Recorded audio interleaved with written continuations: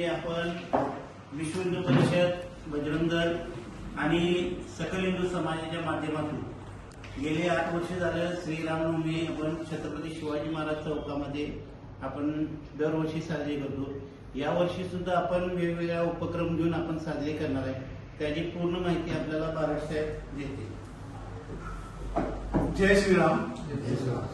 विश्व हिंदू परिषद आणि सकल हिंदू समाज यांच्या संयुक्त विद्यमाने बरोबर गायत्री महायज्ञ अशी एक संकल्पना राबवतो, ज्यामध्ये समरसता यज्ञ घेतला जाईल। या समरसता यज्ञामध्ये 18 पगड जातीतल्या सगळ्या विविध जोडप्यांना आपण एकत्र करून हा महायज्ञ करून घेतो।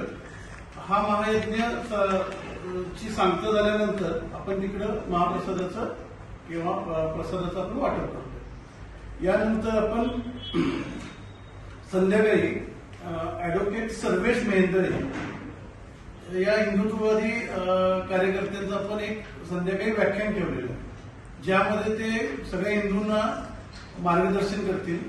याची टायमिंग आहे संध्याकाळी 7 वाजता शिवतीर्थावरतीच।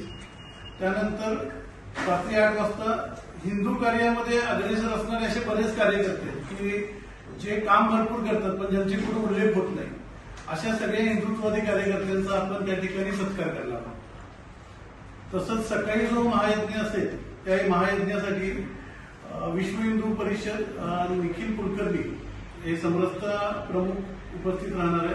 प्रांत मंत्री किशोर चव्हाण उपस्थित राहणार आहे। धनाजी शिंदे हे आपले विभागपाल ह्या सगळ्यांची उपस्थिती आणि